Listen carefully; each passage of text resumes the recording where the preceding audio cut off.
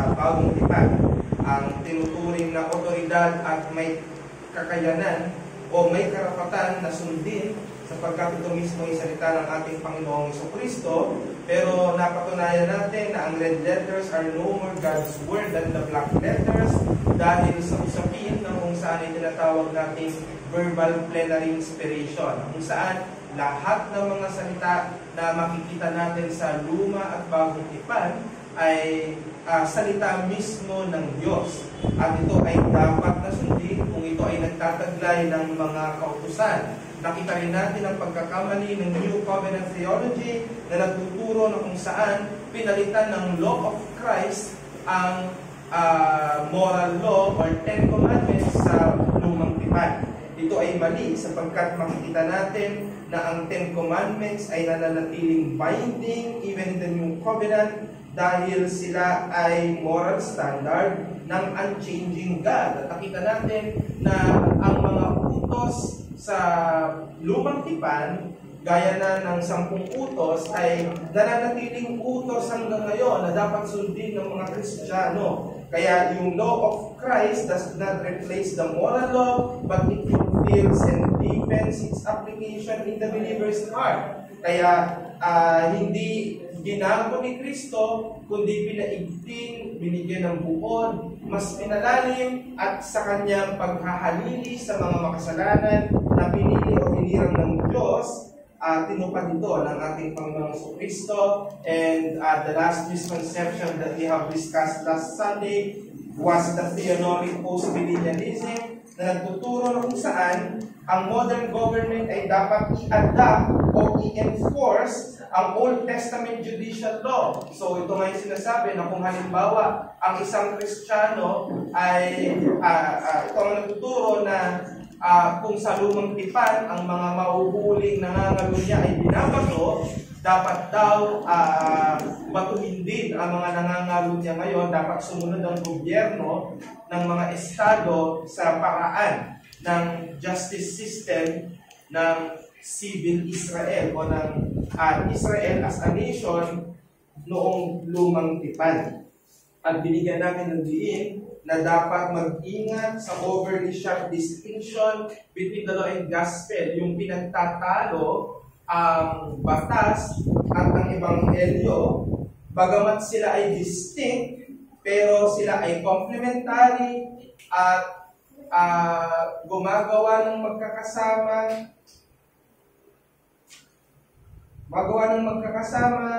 to bring about salvation and sanctification. And now, we will continue. Ano ba ang law of God? Pag sinabi natin batas ng Diyos, ano ang ibig sabihin nito? Ito ay ang hayag na kalooban na siyang nagbibigay kahulugan sa kung ano ang matuwid, banal at mabuti. Ito ang pamantayang moral na kung saan ang Diyos ay namamahala sa kanyang nilikha at inihahayag ang kanyang ugali o asal at ang kanyang inaasahan sa mga gawa ng tao. Now, may ganito nga mga karamihan din nag-aaral, tinuturing kung Bible law of God. Again, sa usaping theology, when we refer to the law of God, it's just simply the Ten Commandments. Hindi buong old, hindi buong new.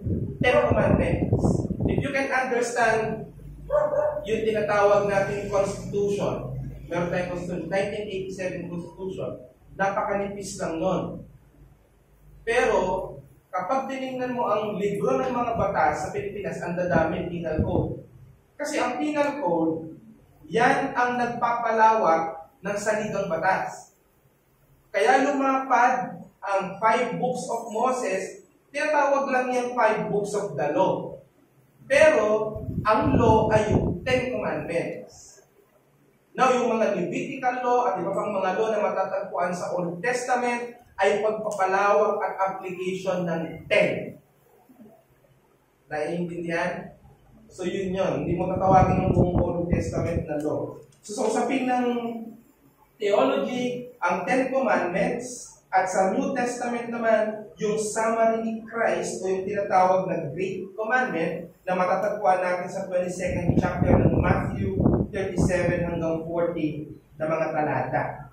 Ang law of God ay sumasalamin sa kabanalan ng Diyos, sa kanyang hustisya, kabutihan, at ito ay nagsisilbing maraming layunin patungkol sa mga mananampalataya at di mananampalataya. So, marami itong pinagtutungkulan. Ano ang sinasabi ng ating confession tungkol sa law of God? God gave to Adam a law of universal obedience written in his heart, and a particular precept of not eating fruit of the tree of the knowledge of good and evil, by which he bound him and all his posterity to personal, entire, exact, and perpetual obedience, promised life upon the fulfilling, and threatened death upon the breach of it, and endued him with power and ability to keep it.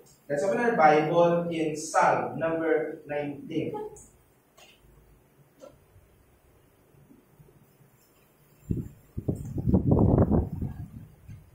Basahin natin ang Psalm number 19 at ang talata ay verse 7 hanggang verse 11. Reading from the English Standard Version. The law of the Lord is perfect, reviving the soul. The testimony of the Lord is sure, making wise the simple. The precepts of the Lord are right, rejoicing the heart. The commandment of the Lord is pure, enlightening the eyes. The fear of the Lord is clean, enduring forever. The rules of the Lord are true and righteous altogether. More to be desired are they than gold, even much fine gold, sweeter also than honey and drippings of the honeycomb. Moreover, by them is your servant warned, and keeping them there is great reward. Let's open in prayer. Father, we thank you for the opportunity that we can continue our discussion on the law of God. May we be astounded to the reason why you have given the law, and in such giving of the law, we can see the necessity of that Christ who nailed on the cross to be able to purchase us from the bondage of sin. And may we be exalted in the Lord Jesus Christ about this discussion, and we will see the practical applications of this as we are living in freedom from the bondage of sin, still bound to obey the law, but not for the reason of salvation, but as able because of the internal witness of the Holy Spirit. Thank you. In Christ Jesus we pray.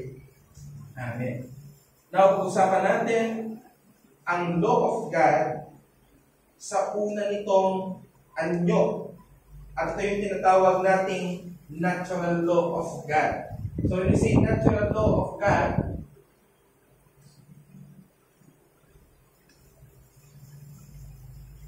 so kalimutan nyo muna yung 10 Commandments. Wala pa niyan. Nagsimula ang 10 Commandments, Exodus 20. May nag-exist na ba na law of God prior to that? Yes, and that is the natural law of God. Na kung saan, ang tao sa kalagayan na hindi pa nagkakasala, nagbigay ang Diyos kay Adan ng batas na nakapukit sa kanyang puso, at ito yung tinatawag na natural or moral law. So, the natural law given to Adam is already the moral law. Kaya lang, dito sa natural law of God, merong specific na batas. At yung forbidding to eat the fruit ng knowledge of good and evil. So that is the specific law given to Adam, pero merong natural law or moral law na isinulat ng Diyos sa kanyang puso. Yan ang makikita natin sa Romans 2:14 to 15. So, if you will take a look on Romans chapter 2 verse 14 to 15, malinaw na sinasabi dyan For when Gentiles who do not have the law, by nature, do what the law requires, they are a law to themselves, even though they do not have the law. They show that the work of the law is written on their hearts, whilst their conscience also bear witness, and their conflicting thoughts accuse or even excuse them. So this is to explain that prior to the giving of the Ten Commandments, sabi dito sa verse 14, maging ang mga hintil na hindi nakakakilala ng batas, sinusunod ang batas ayon sa likas. So that is the nature, the natural law of God, na lahat ng tao ay nagtataglay niya. Kasama yan sa creation. Nung nilikha ng Diyos ang tao, nang nilikha ng Diyos si Adan, kasama yan. Yung nagtataglay sila ng innate idea of the moral law of God. Pero silang kakayanang malaman ang tama at mali ayon sa natural law. Pero itong batas na ito nangangailangan ng perpekto, personal, at nagpapatuloy na pagsunod. So, maaaring mawala ka sa kalagayan at nangyari nga yan kapag ito ay hindi nasunod. May kalakip din ito mga pangako at buhay sa pagsunod at banta ng kamatayan sa hindi pagsunod. Kaya nga sinabi ni Yahweh kay Adan at kay Eva, sa panahon o sa oras na ito'y inyong kakanin, kayo ay tiyak na mamamatay. Yan ang banta sa hindi pagsunod. Sabi ko nga, ang pinagkaiba ng batas o ng law at ng pakiusap lang or request, may accountability sa batas na kapag hindi mo siya sinunod, may parusa. Yan ay kaiba sa pakiusap. Pakiusap, huwag magtapon ng basura dito. Hindi yung batas. Kapag hindi mo yung sinunod, ano ba mangyayari sa'yo? Wala kang accountability at wala kang pananagutin. Wala kang pananagutan. Samantalang ang batas ay may pagpaparusa sa hindi pagsunod. At yan ang ginawa o ang pagkakabigay ni Yahweh ng batas kay Adan at Eva na sa panahon o sa oras na ito'y inyong kakanin na siyang pinagbabawal, kayo ay tiyak na mamamatay. At nakita natin ang epekto niyan, ang tao ay nahulog sa kasalanan, napahiwalay sa Diyos, napakabisig na sa atin yan, at mayroong dulo ng kamatayan sa pagiging makasalanan.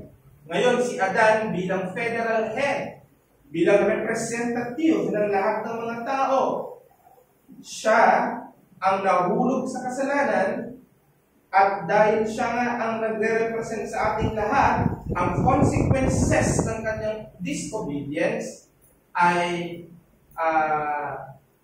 napasa ating lahat. What happened to Adam happened to us all because he is our federal head.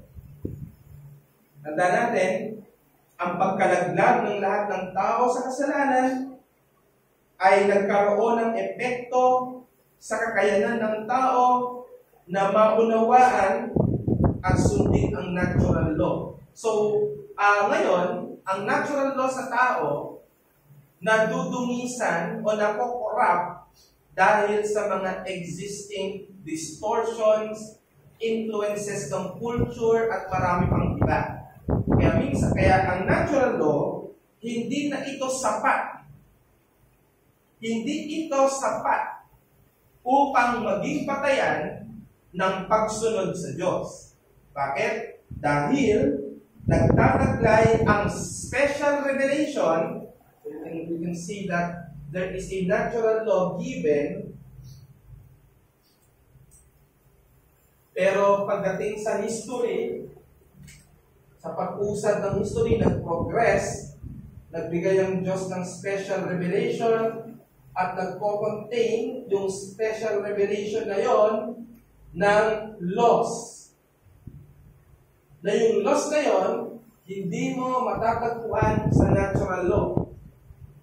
First commandment, thou shalt have no other gods before me. Hindi mo yan makikita sa natural law. Kaya, dahil ibinigay ng Diyos ang special revelation niya, ibig sabihin, hindi sapat ang natural law na maging batayan ng pagsunod sa Diyos. Hindi na siya sapat. At hindi na nga siya sapat, na-distort pa dahil sa pagpasok ng kasalanan. Kaya, habang ang batas ay nananatili sa mga konsensya ng tao, ito ay distorted na ng kasalanan. Ngayon, ang lunas o ang gamot ay ebanghelyo. Kinakailangan ng isang taong makasalanan na marinig at matanggap niya ang ebanghelyo sapagkat ito ang lunas upang luminis muli ang konsensya at maging tama uli ang pagtingin ng tao sa batas ng Diyos. Kaya apart from the gospel, people will either suppress or distort yung natural law. Romans chapter 1, verses 18 to 21. Okay, basa? Romans chapter 1, verse 18 to 21. For the wrath of God is revealed from heaven against all ungodliness and unrighteousness of men, who by their unrighteousness suppress the truth. For what can be known about God is plain to them, because God has shown it to them. For his invisible attributes, namely his eternal power and divine nature, have been clearly perceived ever since the creation of the world, in the things that have been made, so they are without excuse. For although they knew God, they did not honor him as God or give thanks to him, but they become futile in their thinking, and their foolish hearts were darkened. So, pinakatungkulan dito ni Apostle Paul ay yung labas ng mga Hudyo, mga Pagano, mga Hintil, at ang mga Romano ay isa dyan sa mga yan. Ngayon, sinasabi ni Apostle Paul dyan, malinaw na sa creation pa lang na ipapakilala na ang Diyos sa mga tao. Alam na ng mga taong may Diyos. Pero, instead of giving that God honor, they dishonor Him by what?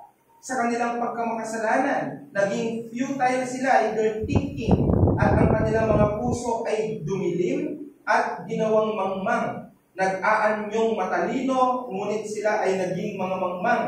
At ipinagpalit ang gloria o ang kaluwalhatian ng immortal na Diyos sa mga imahe at mga bagay na gawa lang ng tao o mga hayop na mas mababa pa sa tao. That is how sin distorted God's natural law.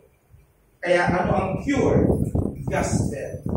Ang mga makasalanang tao ay pinagdidilim ang kanilang mga isipan at dahil dyan, nagpapatuloy ang pagsalangsang o disobedience kahit pa sa mga basic moral principles na alam naman ng tao. Ito yung tao na may knowledge siya, mali ang ginawa niya, pero what he or she is doing is giving justice to what he or she has done. So, alam niya na mali yung ginawa niya, nangupit siya, pag nanakaw pa din yun, kahit anong sabihin, yung kinupitan ko naman, ninakaw lang din niya yun. That is how people distorts God's natural law. Yung sariling will ng tao na corrupted by sin, ay sinisir ng kanyang conscience hanggang sa yung basic moral principle maging malabong-malabo na sa kanya. At ito yung tao na sa pagpapatuloy or habitual na paggawa ng kanyang kasalanan, hindi niya na nakikitang ito ay mali at hindi na rin siya binubulabog ng kanyang konsensya. Now, ang importance nito, despite ng corruption, ang moral law as revealed in nature, nagpapatuloy pa rin itong binding sa lahat ng tao whether they have access to special revelation or not. So pinag-usapan na natin, we have this natural law and we have this special revelation, yan yung 10 Commandments. Now, lahat ba ng tao nakatanggap ng 10 Commandments? Hindi. Lalo na nung panahon ng Old Testament, ang nakatanggap ng ito, Israel. Pero lahat ng tao may natural law. Now, yung natural law, binding sa lahat ng tao kasama ang Israel, binding pa rin hanggang ngayon. Hindi naman nagbabago yun eh. Dahil ang pinagbabasyan ng natural law ay ang unchanging moral character ng Holy God. At yan din ang naging basihan na may mas pagpapalawak at special na pagpapahayag ng ibinigay ang Ten Commandments sa Exodus chapter 20. Bagamat hindi natanggap ng tao ang special revelation o yung Ten Commandments, pero ang utos nito ay nararapat sundin pa din ng lahat. Pagka gumawa ng bagong batas ang Republika, may batas na dapat gawin ang lahat ng pagpapatalastas upang makarating ang batas sa tao. Kasama na dyan ang pagsasalita sa TV, paglilimbag sa mga newspaper. Now, kapag nag-take effect na ang batas, hindi man naabot nito ang tao, pero kapag nakumit niya ang pinagbabawal nun, hindi siya i-excuse ng kanyang ignorance. Kaya ano ang kasabihan? Ignorance of the law, excuses no one. And it also applies to the law of God. Ay, wala na, hindi ko nabasa yan. Hindi yung pinag-uusapan. Ayaw ng Diyos yan. At paparusahan ka dahil dyan. Hindi ito nakadepende. Natanggap mo ba yung law? Wala pa tayo nakitang ganyan eh. Ano mo bang bawal mo tayo? Hindi po eh. Okay mo pa. Yung pala alam. Huwag ka nang papatay uli Hindi. Ikaw ay papatay. Ikaw ay paparusahan sa itinagdang parusa ng pagpatay. Ano ang sabi ni John Frame sa kanyang book na The Doctrine of the Christian Life sa page 446? The moral law revealed in both general and special revelation binds all people to obedience. Even those who do not have the scripture as special revelation still have the law written on their hearts. And they are accountable to it. They are accountable to it. Okay? So sometimes yung mga technicalities ginagawang dahilan para may excuse ng sarili, ay hindi ko kasi alam yon. Pero ibabalik ka sa basic at doon ka magiging guilty. Yung kind of example, sa workplace. Sa workplace, di ba may banding lang? Minsan biometric, minsan maglalaging ka. Gagawin mo yon pag nasa loob ka na ng opisina. Isn't it? Merong isang case sa amin na nandun pa lang siya sa parking lot. Parking lot. He opened the portal of the company sa cellphone at nag-log in siya doon. Now, ang unang katwiran niya nung nahuli siya ng IT o ng workforce, nagsumbong pa yung mga kasama namin na, wala ka naman dito, bakit nakalagay, pumasok ka ng maaga sa 6? Nasa parking lot naman na ako. Technically, nandito na ako. So, yun ang kanyang katwiran. At ikalawa, hindi ko naman alam na dapat nandito lang sa office yan gagawin. Ngayon, ang balik sa kanya is simple lang. Kailan ba kinoconsider na nag-i-start ka na? Yung nandito ka na o yung nag-i-start ka na mismo magtrabaho? Hindi nandito ka sa trabaho. Nandito ka ba ng oras na yan? Wala pa, nasa parking lot. O alam mo, mali yung ginawa mo. Wala na siya ngayon. Dahil doon, wag na wag mong gagawin yan it's actually a fraud. Panloloko. Niloloko mo ang kumpanya, niloloko mo ang kasama mo, at nagnanakaw ka pa ng oras na hindi mo naman tinrabaho yun.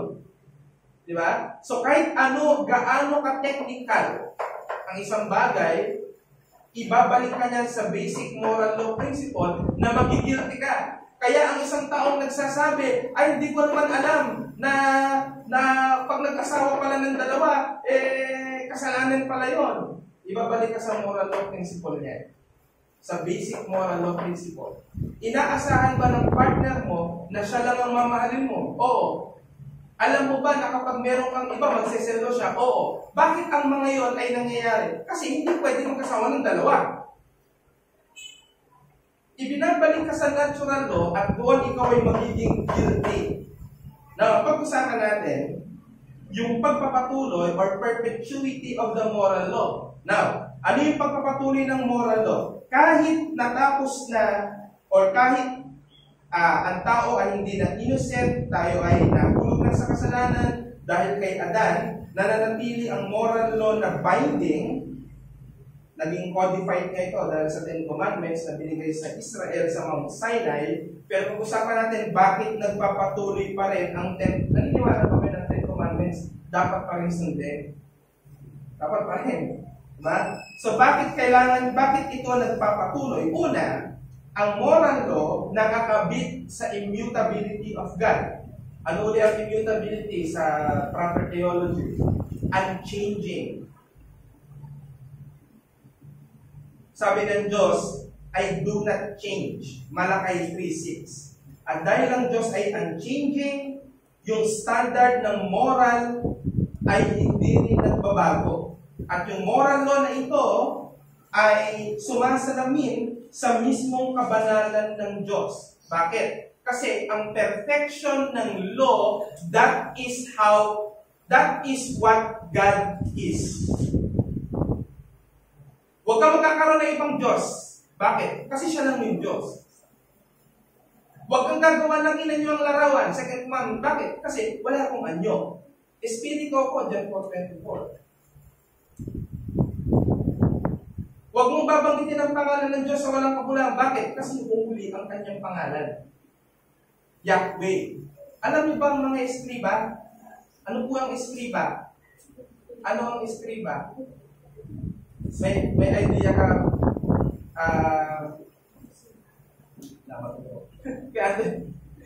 May idea ko ano yung eskriba? Oo. Wala pa kasing printing press, wala pang Xerox machine. So sila ang nagsusulat ng mga ng Old Testament. Sinusunat nila.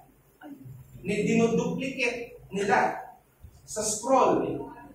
Alam niyo ba na kada dadating na sila sa isusulat nila yung Yahweh, yung Yod-Heh-Vav-Heh. Pag isusulat sa nila yon, titigil sila. Ginamos, maliligo, magpipray, bago isulat. Continue. Pag nandun na uli sa Yahweh, yung Lord, yung capital L-O-R-D, gawin na naman. What? Why? It reflects what? God's holiness. Sinabi niya, ipangili ng araw ng Sabat. Diba? Yung fourth commandment, ipangili ng araw ng Sabat. Bakit? Dahil ang Diyos mismo, 7th day, He rested. Lahat yan nag-reflect sa Kanya. Huwag papatay. Huwag kang papatay. Bakit? Ang Diyos nga, nag-create ko, papatayin mo. Huwag kang magnanakaw. Bakit? Ang Diyos, pag may-ari niya lahat, wala siyang mananakaw. Kanya lahat. Kahit agawin niya yung cellphone mo, kanya din yan. Yan ang doktrina natin. Huwag kang mangangalon niya. Bakit? Di ginawa ng Diyos yan sa kanyang covenant people. Yung this state, ginagawang nangangalon niya yung Diyos, dalawa tao niya. Diba? So, isa-isa tao lang ng Diyos. Huwag kang mag-iimpot. Wala namang pag-iimpotan ng Diyos. Kaya lahat ng perfection ng lahat ng law na yan, it reflects what God is. At kung nagre-reflect yan sa nature and attributes of God, nagbabago po ba yung nature and attributes of God? Hindi. Kaya kung yan ay nagre-reflect sa nature and attributes of God, therefore the nature of God's moral law is eternal. Yan pa lang sa part na yan, hindi natin pwedeng sabihin na binago ang Ten Commandments. Dahil ang nilalaman niyan, standard ng eternal God. Number 2, moral law reveals God's will for humanity. Sabi ng 1 John 5:3, this is the love of God that we keep His commandments. All His commandments are not burdensome. Kaya ang moral law, nagpapahayag ito ng kalooban ng Diyos sa dapat gawin ng tao. Alam niyo ba na lahat ng do's and don'ts, lahat ng do's and don'ts dapat ng tao nakasulat yan sa Biblia. Paano lumakad ang tao, paano manamit, paano makipag-usap, paano dapat simulan ng tao ang kanyang araw, paano dapat magtrabaho ang tao, ito ang tawag natin theology of work, paano dapat makipag-deal ang tao sa business, all of that are in scriptures. codified for us to have standards of living according to what God has revealed. Isa yan sa purpose kung bakit nagpapatuloy or reason kung bakit nagpapatuloy ang moral law. No one can say that these law are obsolete. Obsolete na ba yung bawal pumatay? Obsolete na ba yung bawal? Dahil ba sa liberal theology, pwede na yung mag-adultery? Tapos pag nahuli, sorry lang? Siguro sa part na yan, pwede rin tayo maging post nila. Pag na-caught in act, di ba? Kaya tinanong ko isang pastor ng post ano po ba dapat ang parusa kapag nahuli ang asawa ng gabi? Walang pagdadalawang isip, patayin.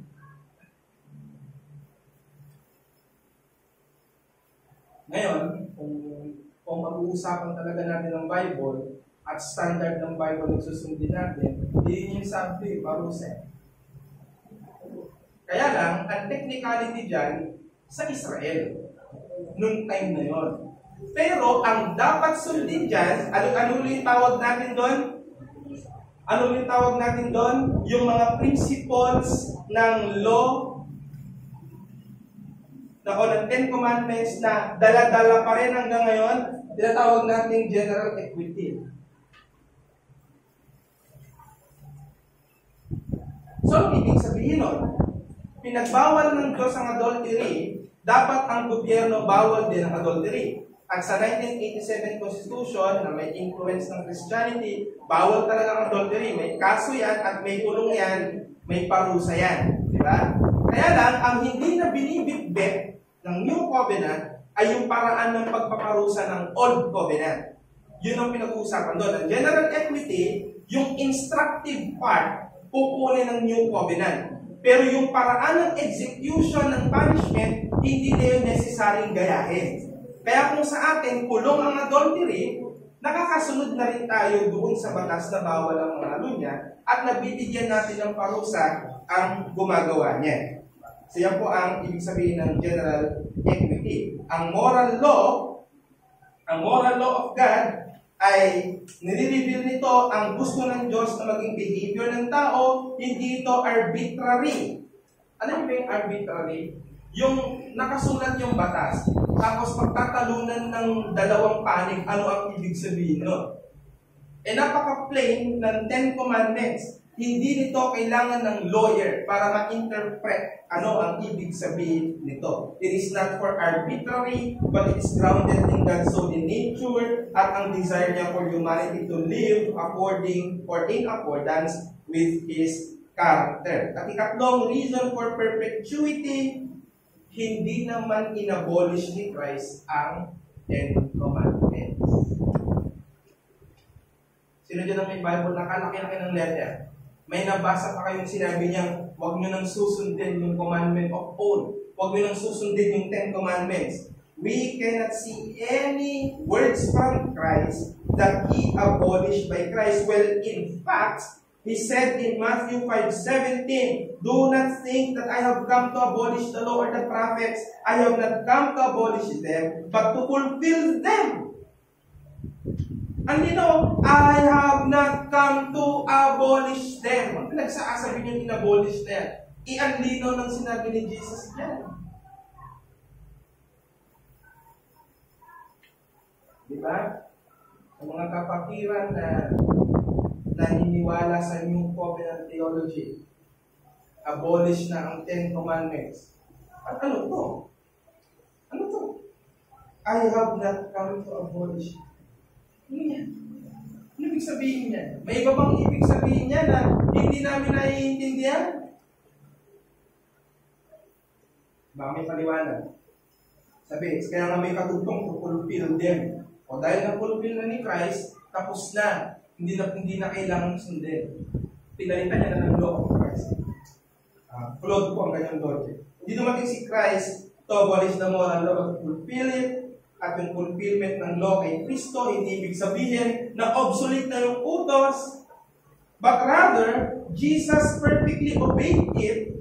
At sa pamamagitan ng kanyang gawa, ang mga mananampalataya ay empowered na ng Holy Spirit to live out the moral law in gratitude for salvation. Let me give you an illustration. Nung binigay ng Diyos ang moral law, yung kanya mabuti, binigay ng Diyos ang moral law, ang purpose para ba sundin ng tao? Siyempre, di ba? Binigay ng Diyos ang utos niya para sundin ng tao. Tanong, nasusunod ba ng tao?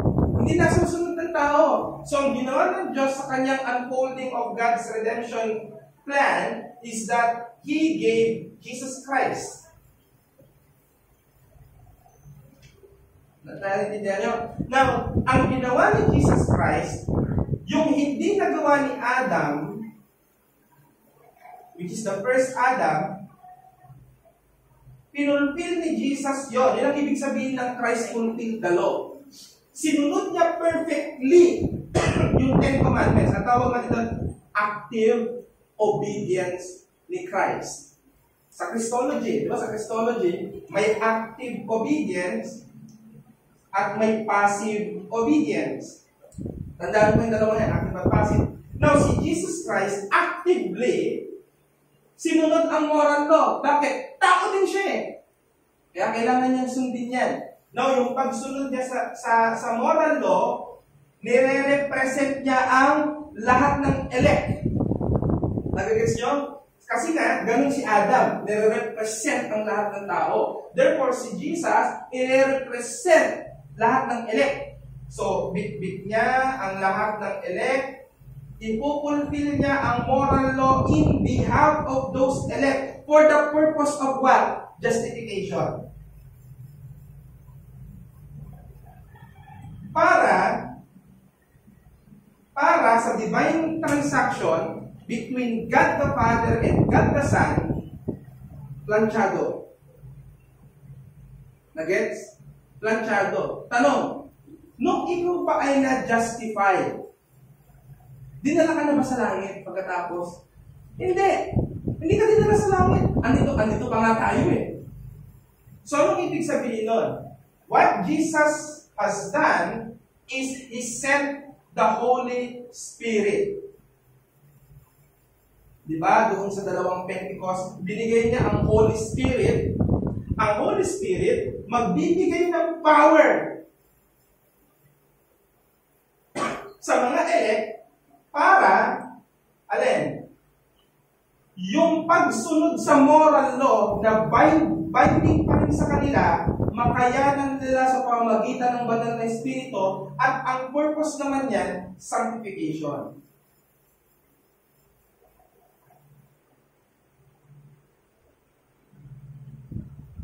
Naiintindihan nyo, yung ginawa ni Jesus, active obedience, sinunod niya ng perfect yung Ten Commandments, pero ang application nun sa elect, yun yung passive obedience. Hindi yan passive na, ano yung passive? Yung walang kalatoy-latoy. Ang ibig sabihin ng passive, passion. Passion.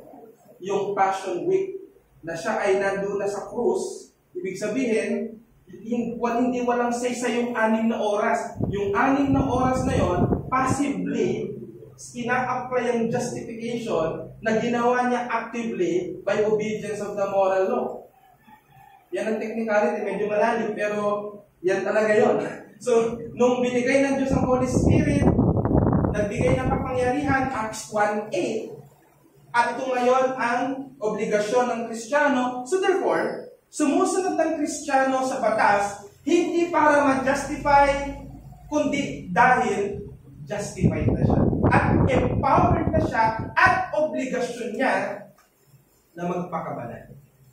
That is the reason why we obey the moral law of God.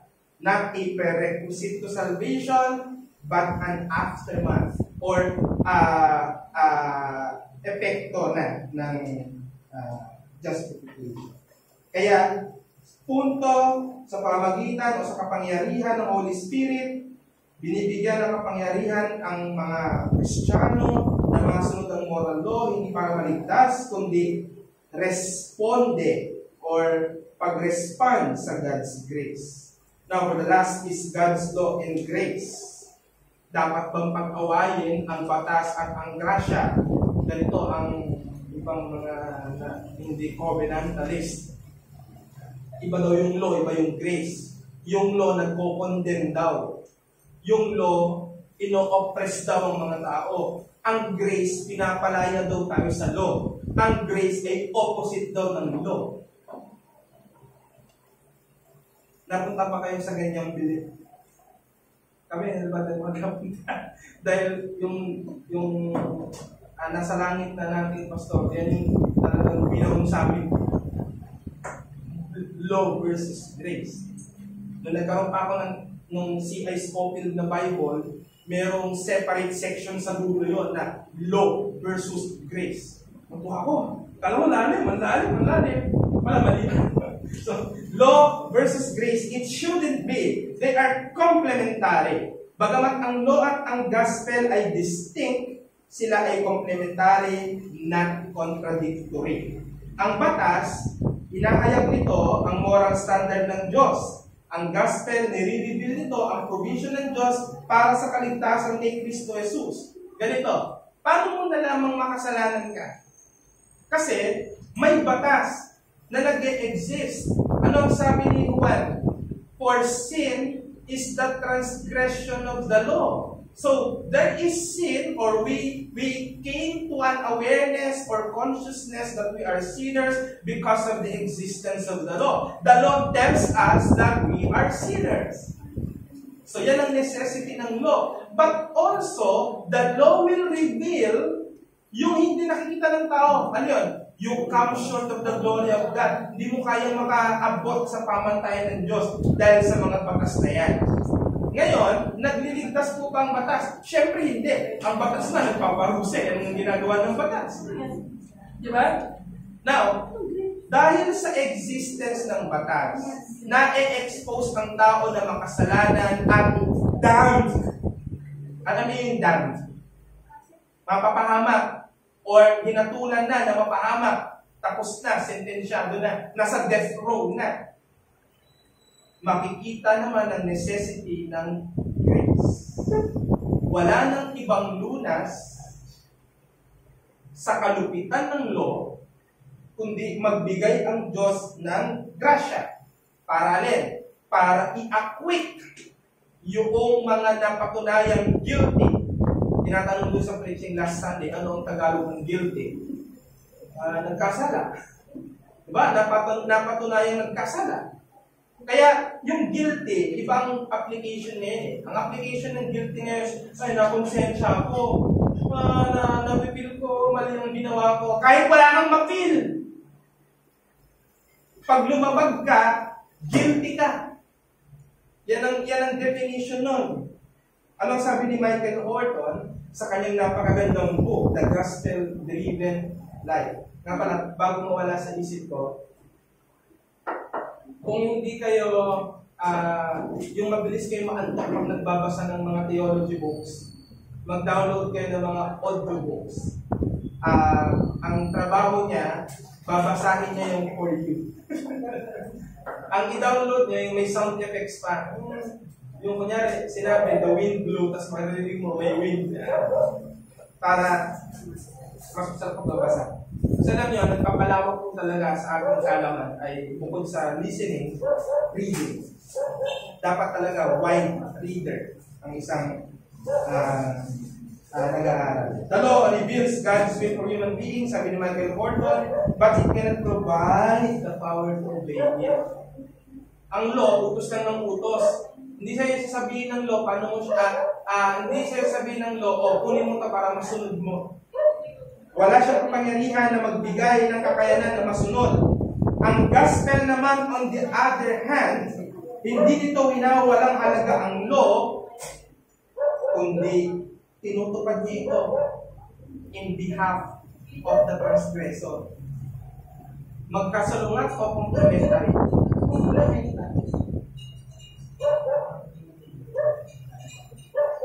Kaya, it promises the power to obey the law, which is only available in Christ. Ito ang mga kahalagahan.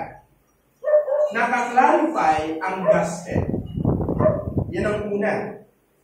Kapag pinaghalo ang law and gospel, hindi law and grace, pag pinaghalo ang law at gospel, ang mangyayari, mawawalan ng substansya ang pagiging solid ng grace. Ano sabi ng Romans chapter 11 verse 5?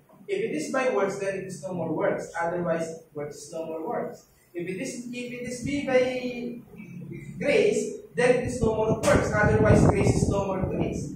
Kaya nga grasya, kasi malinaw na, hindi mo nasunod. May sumunod para sa'yo. Kapag sinabi mong ang batas at ang gospel magkahalo, kailangan sundin mo yung batas at kailangan sundin mo rin yung grace, nangyayari na ang law is necessary for salvation, which is not the case.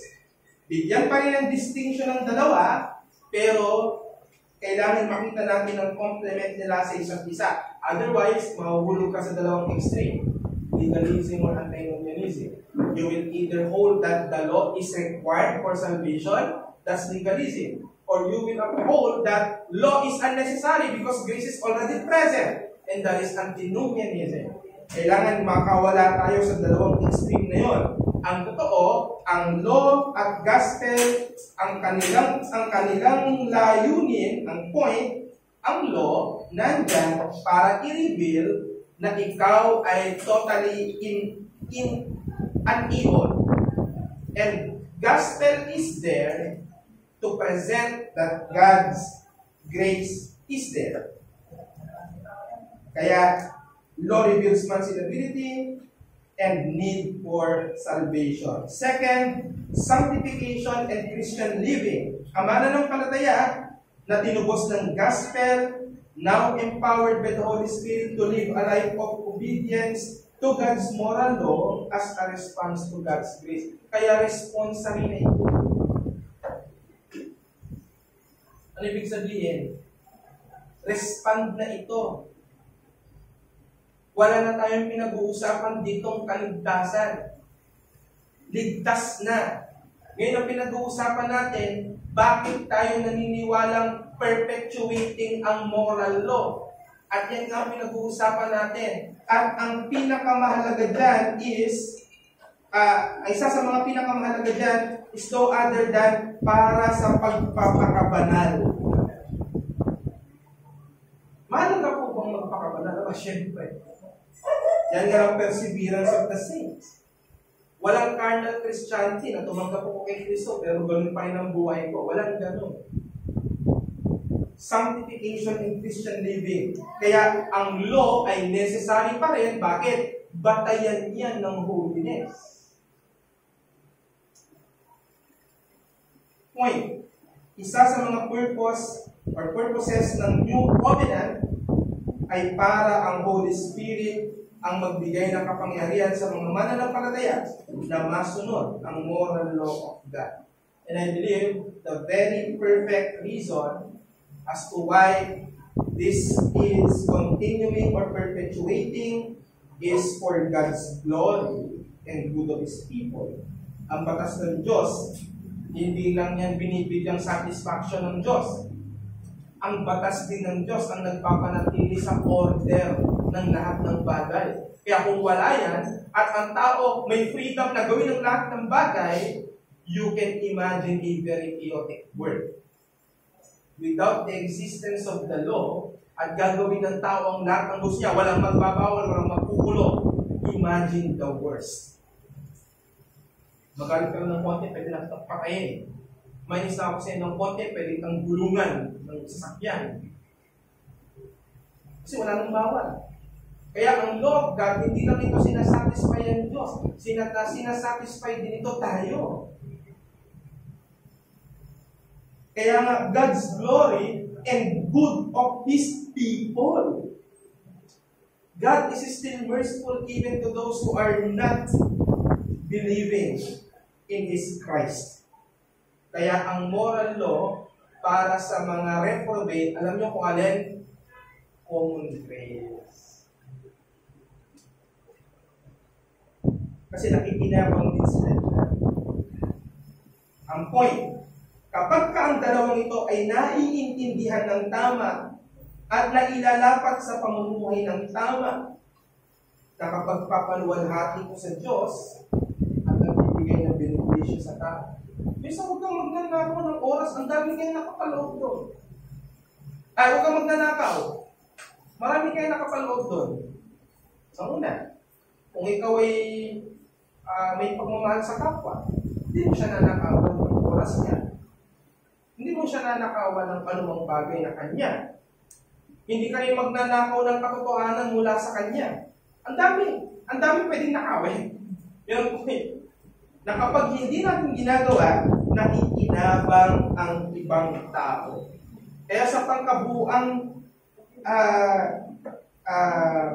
mensahe ng lahat ng ito na pinag-aralan natin tungkol sa batas ng Diyos, habang ang batas ng Diyos ay naghahayag ng perpektong standard at nagpapakita ng kawalang kakayanan ng tao na ito ay magawa, nandyan ang biyaya ng Ebanghelyo ng ating Panginoong Jesucristo na pinalalakas ang mga mananampalataya sa pamamagitan ng banal na Espiritu na makapamuhay, na masunurin sa batas, hindi para maligtas, kundi bilang masayang pagtugon sa kaligtasan na ibinigay ni Kristo.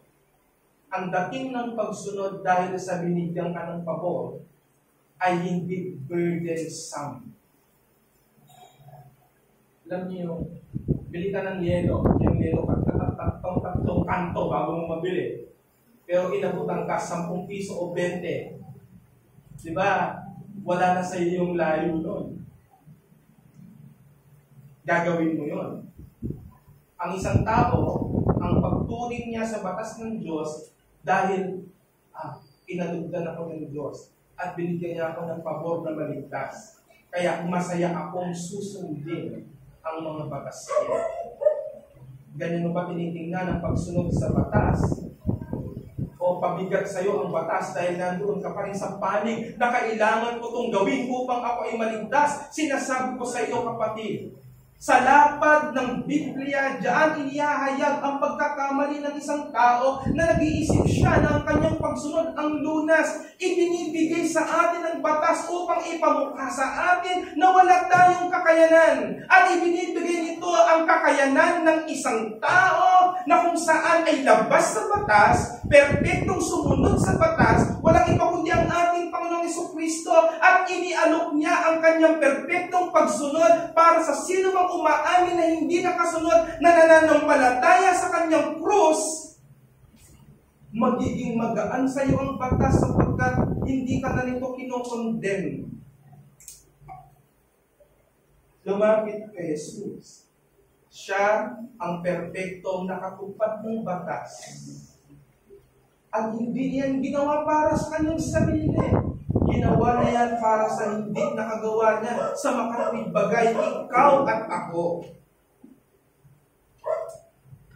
Kaya sa ganang liwanag ng salita ng Diyos na nagdidiin na tayo ay guilty, isuko natin ang ating pagkapalalo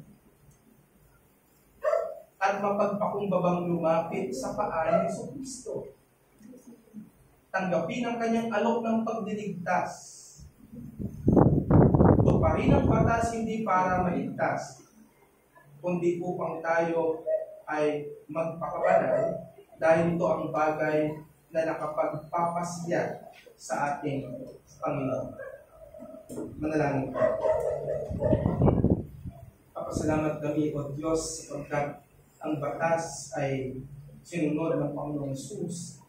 Binding pa rin ito sa amin, ngunit hindi nag-burdensome, kundi joy that upon obedience, we make you happy because this law reflects your moral character, unchanging and immutable, and eternal. Lahat ng ito, Panginoon, ay nagpapakita na dahil sa eternality ng iyong batas ay nananatili na kailangan namin itong sundin. Ang pinagkaiba lamang hindi para maligtas, kundi upang makapagbigay ng kaluwalhatian sa iyo bilang mga iniligtas dahil sa tinapos na gawa ng Panginoong Jesucristo. Inabang nawa kami sa mga aplikasyon nito at gamit nyo kami upang pagliwanagin ng ibang mga kapatid na maaaring tinitingnan pa rin ang batas na nakakatakot na bagay na kapag hindi namin nasunod ay pupulutin kami sa impyerno. Sana makita ang mas pagniningning ng Ebanghelyo ni Kristo na siyang nagbigay lunas sa paghahatol dahil sa hindi pagsunod sa batas ng Diyos. Maraming salamat po. Maraming salamat sa Panginoon ng Jesus.